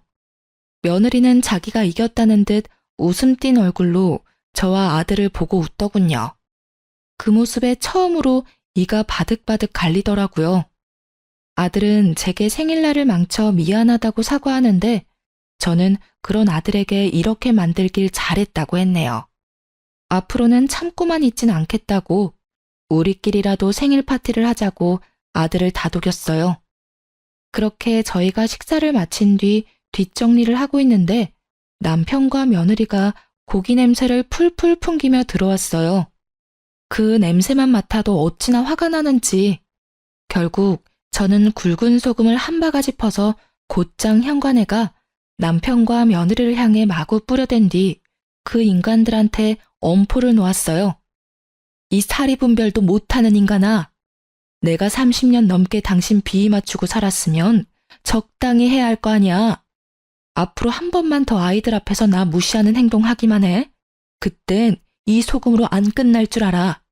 그리고 얘, 너도 여우짓 하는 거 한 번만 더 내 눈에 띄면 가만 안 둘 테니까 그런 줄 알아라. 더는 예전처럼 좋은 게 좋은 거라고 생각하면서 웃어 넘길 일 없으니까. 앞으로는 며느리면 며느리답게 처신 똑바로 하렴. 알겠니? 어이, 이 입 옆에 내가 미쳤나? 나이 먹더니 노망이라도 났냐? 감히 나한테 지금 뭐 하는 짓이야? 자식들 앞에서 이런 쪽을 줘? 남편 알기를 우습게 하는 거야 뭐야? 이 집에서 쫓겨나고 싶냐? 어? 며느리다운 게 어떤 건데요? 지금 본격적으로 시집살이라도 시키겠다고 선전포고하는 거예요? 괜찮다더니 순 거짓말이셨던 거네요. 남의 집 귀한 자식이라더니 부려먹을 생각부터 하시는 건가요? 저 너무 서운해요. 그동안 제가 잘은 못했어도 처신 운운할 정도는 아니었잖아요. 아닌가요? 며느리 부려먹을 생각 말고 당신 처신이나 잘해. 개념 없고 멍청해도 정도껏 해야지. 어디 남편한테 소금을 뿌리길. 그것도 자식들 다 보고 있는 앞에서 말이야. 한 번만 더 기어오르려고 들면 이 집에 발도 못 붙일 줄 알아. 남편은 또다시 며느리 편에 서서 저를 무시했어요. 평생을 제 목소리 한번 크게 내본 적 없던 저인데 돌연 제가 큰 소리 좀 낸다고 누가 겁을 먹겠어요. 결국 아들이 다시 나섰고 남편이야 옛날부터 자기가 이 집의 왕인 양 살던 인간이라 태도를 달리하지 않았지만 며느리는 아들 눈치가 조금은 보였는지 그 뒤로는 아무 말도 하지 않았어요. 저는 며느리와 아들에게 앞으로는 집에 자주 찾아올 필요 없다고 생일도 앞으로는 같이 보내지 않기로 선을 그은 뒤 돌려보냈죠. 그런데 그 후로 저와 남편의 관계는 남보다 못한 사이로 갈라진 반면 며느리와 남편 사이는 애틋해 보일 만큼 좋아졌어요. 아들 눈치를 보며 며느리는 조금 조심하는 듯 했지만 얼마 가지 않았죠. 되려 남편이 며느리 길을 살려주느라 저를 홀대한 탓에 며느리는 전보다 더 자주 우리 집에 찾아왔고 나중에는 며느리가 제 머리 꼭대기에 앉아 마치 자기가 제 시모라도 된 듯 집안을 휘두르려고 했습니다. 그래서 저는 며느리가 집에만 찾아오면 밖으로 나가버렸어요. 한 공간에 있으면 제가 며느리에게 쓴소리 좀 할라치면 남편이 저를 쥐잡듯이 잡는 통에 되려 며느리만 더 기고만장해졌거든요. 그런 꼴을 계속 마주하느니 제가 그 자리를 피하기로 한 거예요. 그렇게 지내던 어느 날 며느리가 제게 전화를 해왔어요. 아주 살가운 목소리로 말하는데 어찌나 당혹스럽던지. 네가 내게 어쩐 일로 전화를 다 했니? 안부 연락을 한 번 안 하면서 말이야. 어머님도 참. 대신 제가 자주 찾아뵙잖아요. 오늘 연락드린 건 요즘 남편이 일이 고단한지 힘이 없어서요. 제가 요리하는 음식은 먹는 둥 마는 둥이라 걱정이 되네요. 어머님께서 남편 좋아하는 음식 몇 가지만 좀 해주시면 안 될까요? 하시는 김에 잡채랑 이것저것 챙겨주시면 더 좋고요. 죄송해요. 제가 요리 솜씨가 없어서 많이 부족해요. 제 아들이 힘이 없다는데 그 말을 듣고 싫다고 할 부모가 있을까요? 며느리 입으로 들어가는 거라면 나 몰라라 하겠지만 제 아들을 위한 거니 저는 통화를 마치자마자 한가득 장을 봐 음식을 했어요. 그리고 다음날 저는 만들 찬들을 챙겨 며느리 집으로 향했어요. 며느리가 전날 통화 당시 둘 다 일 때문에 바빠 낮에 집에 없으니 문을 열고 들어가라고 도어락 암호까지 친히 알려줬거든요. 며느리가 급히 할 필요 없으니 주말 전까지만 가져다 주라던 말을 간과하고 급하게 준비했던 제 탓이었을까요? 아무도 없을 줄 알았던 아들 부분의 집에서 심장이 다 벌렁거릴 장면을 목격하고 말았습니다. 현관을 열고 들어서는데 신발장에 여자와 남자 신발이 아무렇게나 놓여있기에 처음에는 아들 부부가 바빠서 미처 신발 정리를 못했다고 생각했어요. 그런데 안으로 들어서자 화장실 앞에 옷가지들이 널브러져 있는 겁니다. 거기다 화장실 안에 있는 여자와 남자의 목소리가 밖으로 새어나왔죠. 저는 아들 부부가 휴가를 냈나 싶었어요. 아들과 며느리 사이가 다시 좋아졌나 싶어 혹시나 오붓한 시간을 방해라도 하게 될까봐 얼른 반찬만 냉장고에 넣어주고 가려고 빠르게 움직였어요. 그런데 간간이 들리는 남자의 목소리가 낯설게만 느껴지는 거예요. 쎄한 기분을 감출 길이 없어 혹시나 하는 마음에 아들이 받지 못하는 상황이라고 생각을 하면서도 작은 방에 들어가 아들 번호로 전화를 걸었어요. 하지만 신호가 얼마 가지 않아 아들이 전화를 받는 거 아니겠어요? 심지어 아들네 집에서 전화벨도 울리지 않았고요. 저는 명확히 확인하기 위해 아들에게 혹시 집에 있느냐고 물었고 아들은 이 시간에 어떻게 집이겠냐며 호탕히 웃으며 일하는 중이라는 거예요. 그때부터 제 손은 바들바들 떨려왔어요. 아들에게는 구태여 내색하지 않고 알겠다고 말한 뒤 전화를 끊었는데 그때 화장실 문이 벌컥 열리더니 안에 있던 여자와 남자가 나와 안방으로 들어가는 소리가 들렸어요. 사람이 참 이상하죠? 왜 그런 상황이 생기면 보고 싶지 않은데도 몸이 마음처럼 움직이질 않는 건지 뭐에 홀리기라도 한 듯 저는 그들이 들어간 안방으로 향했고 정신 나간 사람처럼 그것들의 모습을 마구 찍어댔어요. 제 등장에 며느리와 낯선 남자는 잠시 놀란 듯 싶었지만 역으로 저를 주거 침입자 취급을 하더라니까요. 저는 며느리의 뻔뻔함에 눈이 뒤집혀 머리채를 잡고 난리를 쳤어요. 내 아들 걱정하는 척은 다 하더니 감히 내 아들 집에 낯선 인간을 집에 들여? 네가 이러고도 인간이냐? 인간이냐고. 내 남편 앞에서 쇼할 때 알아봤어야 했는데 이 불려시 같은 게 감히 외간 남자랑 바람을 펴? 이 버러지만도 못한 거사. 당장 이 집에서 나가라고. 이거 안 나요? 놓으라고. 내가 바람을 피든 말든 당신이 무슨 상관이야? 여긴 내 집이기도 하거든? 그런데 내가 왜 나가야 하는데? 당신이나 나가. 이거 놓고 당장 나가요? 이 뻔뻔한 계집애가 넌 오늘 볼장 다 본 줄 알아? 이런 행실을 걸려놓고도 네가 무사할 줄 알아? 어머님이 뭘 어쩔 수 있는데요? 힘도 없으면서 나서봤자 뭐가 바뀔 줄 알아요? 그냥 서로 못 본 척하고 지내요. 어머님께서 아무리 난리쳐도 아무한테도 안 먹힌다는 거 몰라요? 아버님이 어머님 말을 믿을 것 같아요? 제 말 몇 마디면 끝일 거 서로 힘 빼지 말자고요. 저는 뻔뻔한 며느리의 언행에 곧장 아들에게 연락해 당장 집으로 오라고 소리쳤어요. 며느리는 서로 못 본 척 지내자는 말을 귓등으로도 듣지 않고 아들에게 연락한 게 화가 났던 건지 갑자기 제게 마구 손을 댔습니다. 그렇게 저와 며느리는 육탄전을 벌이게 되었고 낯선 남자는 그 틈을 타 불이 나게 도망을 갔어요. 그렇게 30분쯤 흘렀을까요? 제 아들이 도착했고 저는 며느리의 외도 사실을 털어놓고 제가 찍은 사진들까지 아들에게 보여주면서 당장 이 집에서 며느리를 내쫓으라고 노발대발을 했어요. 이게 다 무슨 말이야? 이 사진 속 남자는 도대체 누군데? 진짜 바람이라도 폈다는 거야? 당신이 말해봐. 엄마 말이 다 사실이야? 저것이 말을 하고 말고가 뭐가 중요해. 내가 둘이 엉켜있는 걸 두 눈으로 봤고 저것이 나더러 못 본 척하고 지내자는 말까지 했어. 그럼 인정한 거나 다름없는 거지. 어머님, 제발 좀 말 보태지 마세요. 가정 파탄 내는 게 목적인 게 아니시라면요. 댁으로 돌아가세요. 제가 남편과 직접 이야기할 테니까 이 일 키우지 마시라고요. 당신이야말로 수작 부리지 말고 이 사진 속 여자가 진짜 네가 맞는지만 대답해. 이 집에 다른 남자 끌어들인 게 사실이냐고. 진짜 이 모자가 끝까지 배려라고는 없네. 그래, 내가 다른 남자 끌여들였고 그걸 어머님이 봤어. 됐니? 그 사진 속 여자는 내가 맞고 남자는 내가 요즘 만나는 사람이야. 당신과 내가 부부이긴 하니?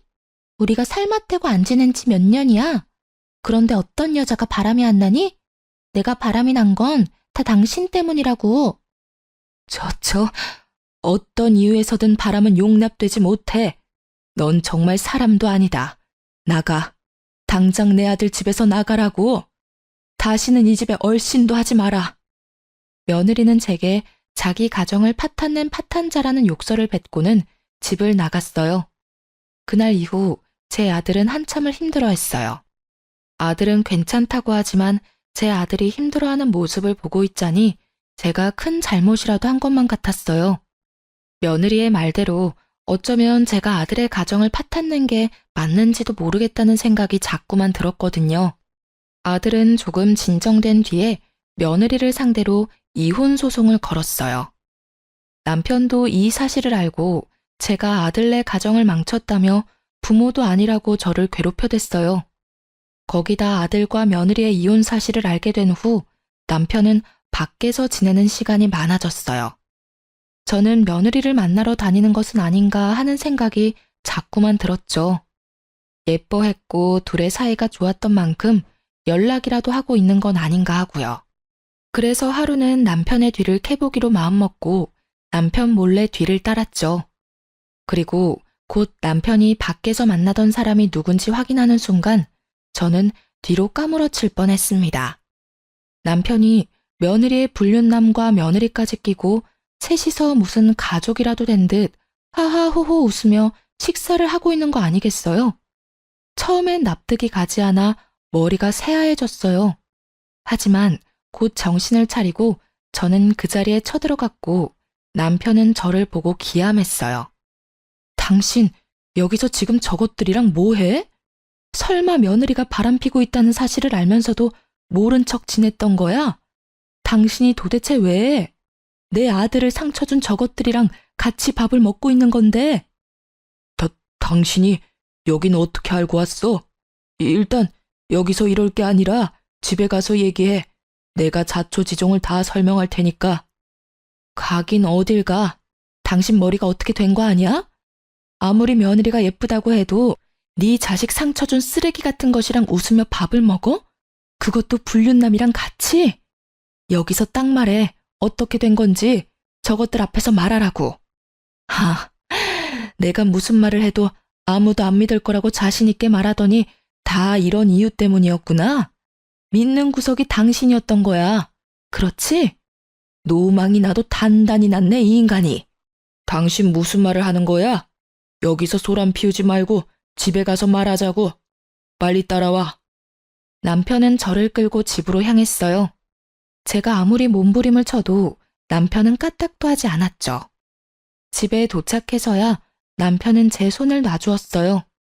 저는 남편에게 이제 당신이 원하는 대로 집에 왔으니 한 톨의 거짓 없이 다 털어놓으라고 소리쳤어요.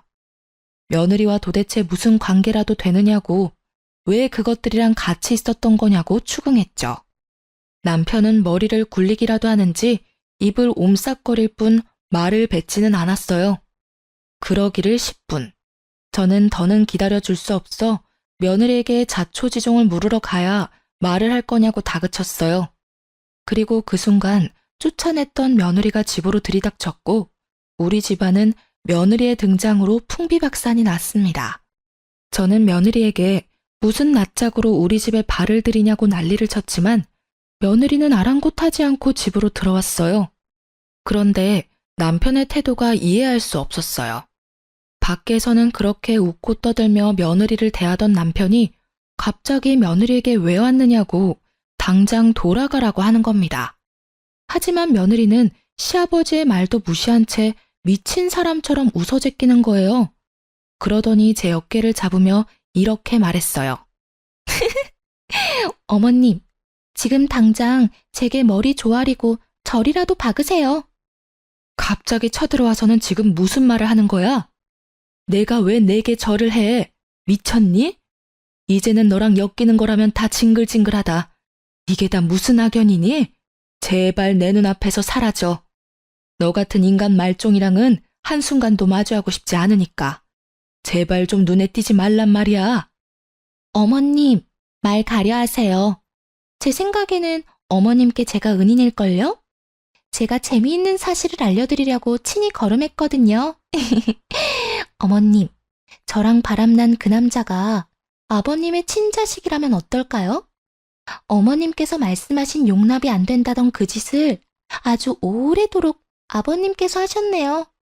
제 덕에 지금 어머님도 저처럼 이혼하게 생겼고, 제가 이 지옥 같은 집에서 벗어날 이혼 사유 만들어드렸으니 저한테 절이라도 하셔야 하는 거 아닌가요? 이혼 축하드려요, 어머님. 그게 다 무슨... 여보, 지금 저것이 뭐라고 하는 거예요? 며느리랑 바람피던 불륜남이 왜 당신 친자식이야? 이게 다 무슨 상황인 거냐고? 이렇게 상황 파악을 못하셔서야 알려드린 재미가 없네. 당신 남편이 당신이랑 결혼하고도 외간 여자랑 바람을 피웠고 그 여자랑 당신 남편 사이에 아이가 생겨서 낳았고요. 당신이 얼마 전 아들 집에서 본 그 외간 남자가 아버님의 친아들이야. 쉽게 말하면 내 남편의 배다른 형제이자 당신의 하나뿐인 아들의 배다른 형제. 알고 보니 남편은 저와 결혼 후 얼마 되지 않아 바람이 났고 그 관계를 꽤 오래 유지하면서 임신까지 시켰던 것이었어요. 그렇게 남편은 긴 세월 동안 두 집 살림을 했던 거예요. 며느리와 바람이 난 그 남자가 남편과 불륜녀 사이에서 태어난 아이였고요. 남편이 며느리가 너무 마음에 들어 제 아들에게는 과분하다 여겨 배다른 자기 자식에게 친히 소개를 시켜 관계가 발전했던 거예요. 남편은 며느리의 말을 믿지 말라며 절대 아니라고 잡아댔지만 며느리와 함께 왔던 건지 배다른 아들이란 사람이 타이밍 좋게 우리 집 배를 울렸어요. 남편의 배다른 아들은 이미 남편과 친자검사까지 마친 상태였고 결과지까지 가지고 와 남편의 친아들임을 입증해 며느리의 말에 힘을 실었죠. 그런데 이 사실만큼이나 놀라웠던 사실이 또 있었어요. 이 모든 게 그 배다른 아들의 복수였다는 겁니다. 알고 보니 남편과 바람폈던 불륜녀는 몇 년 전 건강 악화로 세상을 떠났는데 그때 장례식장에 얼굴 한 번을 비추지 않았던 남편에게 복수를 다짐했다고 말이죠. 아파서 불륜녀가 병원 생활을 오래 했는데 그때도 찾아온 적 없고 그저 돈으로만 해결을 했던 거예요. 그 모든 걸 보며 지내온 남편의 배다른 아들은 자기 가정이 무너졌지만 여전히 가정을 이루고 잘 살고 있는 제 남편을 무너뜨릴 계획을 세웠던 거예요. 떵떵거리고 사는 남편의 말년만은 꼭 망가뜨리겠다는 마음만 가지고 버티면서요. 그런데 때마침 남편이 며느리를 소개해줬고 그때를 기회로 삼아 복수의 계획을 세웠어요. 그러다 며느리와 눈이 맞아 사랑을 나누는 사이가 되어 며느리는 자신이 사랑하는 그 배다른 아들의 뜻을 따라 도와주게 된 거였어요. 저는 이 모든 사실을 알자마자 남편을 상대로 이혼 소송을 했습니다. 며느리에게도 다시는 악연이든 필연이든 얽히지 말고 살자고 엄포를 놓았고요. 제 이혼 소송은 긴 여정과도 같았어요. 돈 많고 빽 많은 전 남편을 상대하기란 너무도 어려웠죠. 하지만 결론적으로 제가 승소하게 되었습니다. 제 아들의 이혼도 며느리가 바람을 인정하면서 합의를 통해 쉽게 정리할 수 있었어요. 전 남편은 제게 자기 재산을 나누는 것이 아까워 어떻게든 한 푼이라도 안 주려고 기를 썼어요. 그러나 전 남편으로 인한 이혼 사유 덕에 전 남편의 바람은 물거품이 되어 재산은 물론 위자료까지 모두 챙길 수 있었네요. 저는 이혼 후 아이들과 살림을 합쳐 함께 지내기 시작했어요. 늦은 나이긴 해도 사회생활도 시작해 나만을 위한 시간을 보내고 있었죠. 그러던 어느 날 전 남편이 남루한 행색으로 찾아왔어요. 처음엔 너무 볼품없는 차림이라 전 남편인 줄 모르고 수상한 사람이라고 오해해 신고까지 했어요. 경찰서에 가서 전 남편의 진변을 확인한 후에야 알아차릴 수 있었어요. 그런데 전 남편이 저를 찾아온 이유가 너무도 황당했습니다. 당신은 아주 멀끔히 잘 사나 보네. 이혼하고 나서 얼굴도 덮이고 말이야. 어디 다른 살림이라도 차린 건 아닌가 보지? 애들이랑 같이 지내는 거 보면. 그게 당신이랑 무슨 상관이야? 당신이야말로 어떻게 살면 그런 거짓골을 할 수 있어? 얼른 돌아가. 그리고 그런 몰골로 여기 기웃대지 마. 아이들이 보기라도 하면 어떻게 생각하겠어? 내가 이렇게 된 건 다 당신 때문이잖아. 당신이 법적으로 내 아내였다는 이유 하나로 내 재산까지 쓸어간 탓에 내가 이렇게 된 거라고. 당신은 그 많은 돈을 받아갈 자격이 없어. 내 입장에서는 갈치와 다를 바가 없다고. 그러니까 그 돈 돌려줘. 정 못 주겠으면 위자료로 타간 돈이라도 내놔. 당신 진짜 끝까지 구질구질하게 왜 이래?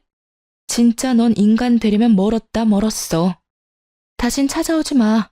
또다시 법정에서 다투고 싶은 거 아니면 썩 꺼지라고. 나 네가 그 돈 안 주면 절대 못 가. 우리 아들 이혼하고 혼자 돼서 먹고 살기 편할 텐데 그쪽으로 붙어서 돈 좀 뜯어내야 하나? 우리 아들 요즘 좀 살만하지? 아니면 내 딸한테 돈 좀 꿔볼까? 그간 키워준 은혜가 있는데 이것들이 나 몰라라 하겠어? 선 넘지 마. 너 돈 많고 빽 많던 그때 네가 아니야. 지금 네 꼴을 봐. 거지보다 더 거지 같은 네 모습을 보라고. 우리 애들이 너처럼 멍청한 줄 아니? 어디 할 수 있으면 한번 해봐. 우리 애들이 너한테 10원 하나 주는지 말이야. 쥐뿔도 없는 게 여전히 네가 뭐라도 된 줄 아나 본데 정신 차려. 나이 먹고 추하게 늙지 말고. 전 남편은 자기 재산 다 잃고 제게 돈 달라고 찾아왔던 거였어요. 며느리와 배다른 아들에게 뒤통수 맞고 저희에게도 버림받은 전 남편은 남는 건 돈밖에 없었고 무료한 생활을 돈놀이를 하며 지냈어요. 결국 그 많던 재산을 다 잃고 시댁에서도 내쳐져 제게 손 벌리려고 제 집 주변을 기웃대다가 사달이 난 거죠. 뻔뻔하게 아이들한테까지 손 벌리려는 전 남편의 태도가 기가 막혔어요. 저는 더 들어줄 것도 없다는 생각에 이전 시모에게 전화를 걸어 거짓골로 찾아온 당신네 아들 눈꼴 사나워 못 보겠으니 주워가라고 했어요. 전 남편은 제가 이전 시모에게 연락한 게 마음에 안 들었는지 못되게 굴며 제게 돈을 내놓으라며 협박을 하더군요. 야, 네가 나랑 이혼했다고 뭐라도 된 것 같냐? 나한테 벗어났다고 생각하면 오산이야. 네가 돈 주기 전엔 난 계속 너고 애들이고 찾아와서 깽판이라도 칠 생각이니까. 그러니까 그런 꼴 마주하고 싶지 않으면 당장 돈 보내. 당장 내 돈 내놓으라고, 내 돈. 네가 그러면 내가 전처럼 무서워할 줄 알고? 어디 한번 깽판 쳐봐. 새고랑 차고 싶으면 말이야. 한 번만 더 찾아왔단 봐. 나도 더는 가만히 있진 않을 거니깐. 저는 전 남편을 더는 상대하고 싶지 않아 또 찾아와 돈을 요구하면 법정에서 만날 줄 알라고 엄포를 놓은 뒤 돌아왔어요. 하지만 그 뒤로도 몇 차례나 연락이 왔고 나중에는 우는 소리하며 제발 지낼 곳만이라도 마련해달라고 애원했지만 저는 들은 척도 하지 않았어요. 그 무렵 이전 시댁에서까지 제게 전 남편을 사람처럼만 살게 도와달라 연락이 왔어요. 예, 우리 아들 좀 살려주렴. 제발 내 아들 사람처럼만 살게 도와주면 안 되겠니? 너도 우리 애가 지금 어떻게 지내는지 알잖아. 오래 산정이 있는데 그런 모습을 보고도 가엾지 않니? 부탁이다. 우리 아들 좀 받아줘. 자꾸 제게 신뢰를 범하지 마세요. 이미 이혼했고 제가 그동안 남편과 살면서 어떤 대우 받으면서 어떻게 참아가며 살았는지 다 아시잖아요. 제가 그 꼴을 왜 또 해요? 제가 우스워서 몇십 년을 바람 피우면서 두 집 살림한 인간이에요. 그런데 제가 무슨 자선단체도 아니고 불쌍해졌다고 거둬야 하나요? 어머님 자식, 어머님께서 끝까지 책임지세요. 그것이 우리 집 재산까지 죄다 손을 대서 나도 더는 도와줄 형편이 못 돼서 그래. 그리고 다 늙어서 저렇게 망한 채로 살 수는 없잖니. 내가 다 미안하다. 네가 좋은 사람이라는 걸 미처 몰랐어. 우리가 사람 보는 눈이 없었던 게지. 내가 이리 사과하마. 너희 다시 합치면 다시는 내게 못나게 굴지 못하도록 내가 다 단속하마. 그러니 제발 너그러이 봐주면 안 되겠니? 이래서 있을 때 잘하라는 말이 있나 보네요. 너그러이 봐줄 수 없고요. 저도 이제 제 인생을 살아야죠. 결혼 생활 내내 남편에게만 맞추며 저라는 사람은 없이 살았어요. 그때 단속하지 그러셨어요. 그리고 어머님, 뻔뻔하게 그만 연락하세요. 제가 무슨 쓰레기통인가요? 결혼 생활 내내 뒤로 다른 여자 품은 쓰레기를 제가 왜 다시 걷어요? 그 쓰레기 이제 어머님께서 치우세요. 나도 내 아들도 네가 있을 땐 미처 몰랐던 거야. 다 잃고 나니 네가 얼마나 소중한 사람이었는지 알았단다. 네가 어떤 모진 말을 해도 나는 괜찮아. 내 아들만 다시 받아준다면 내게 절이라도 할 수 있어. 그러니 제발 딱 한 번만 다시 생각해 주렴. 이런 말씀까지 드리게 돼서 정말 유감이지만 전 싫습니다. 어머님 아들 정말 볼품없고 못돼 처먹어서 제 인생에 다신 엮고 싶지 않아요. 그러니 다시는 연락하지 마세요. 어머님도 이제 제 어머님 아니시니까요. 저는 대차게 거절했고 그 후로 시댁의 연락도 전 남편의 연락도 모조리 끊어버렸어요. 제 아이들에게도 도움되지 않을 연락이니 아빠에 대한 연민이 있어 받아주고 싶은 게 아니라면 되도록 연락을 자제하라고 당부했죠. 그 뒤로는 그 어느 접점도 없었어요. 간혹 아이들에게 연락해온 것 같기는 하지만 아이들은 저를 배려해 이야기하지 않았어요. 그렇게 과거의 제 올가미와도 같은 인간들을 끊어내니 그제야 모든 것이 끝났다는 실감이 났어요. 몇 년이 흐른 지금은 주변에서 제 얼굴에 꽃이 만개한 것처럼 환하게 폈다는 말을 자주 해주세요. 저는 그 말이 어떤 의미인지 너무나 잘 알아요. 지금처럼 더없이 잔잔하고 또 행복했던 적은 없으니 당연히 얼굴색도 좋아지고 사람 사는 것 같아 보이는 거죠. 아이들만 오롯이 챙기며 단란하게 지내니 제 스스로도 돌아보게 되고 사회생활에 대한 재미도 느끼면서 하루하루 감사한 마음으로 보내게 되었어요. 남는 시간에는 취미 생활까지 하면서 활동적인 사람으로 변화해가는 중이랍니다. 이전 며느리의 소식은 아주 간간히 아들을 통해 들었어요. 전 남편의 배다른 아들과 헤어져 자기 인생을 산다더군요. 아들에게 연락했던 이유도 그간의 안 좋았던 관계를 회복할 순 없지만 사과는 꼭 하고 싶었다나요? 무례하고 미웠던 이전 며느리지만 이제는 어디서든 자기 몫을 잘하며 지냈으면 좋겠다 싶어요. 이 나이 먹고 누굴 미워하고 원망하는 마음으로 살아간다면 얼마나 불행하고 힘들어요. 그저 제 생활에 집중하며 제 주변 사람들을 챙기면서 그렇게 하루하루 베풀고 사랑하며 지낸다면 그게 찬란한 삶이지 않을까요? 남편에게 대여서인지 며느리의 도끼를 느껴서인지 아들도 저도 재혼 생각은 없어요.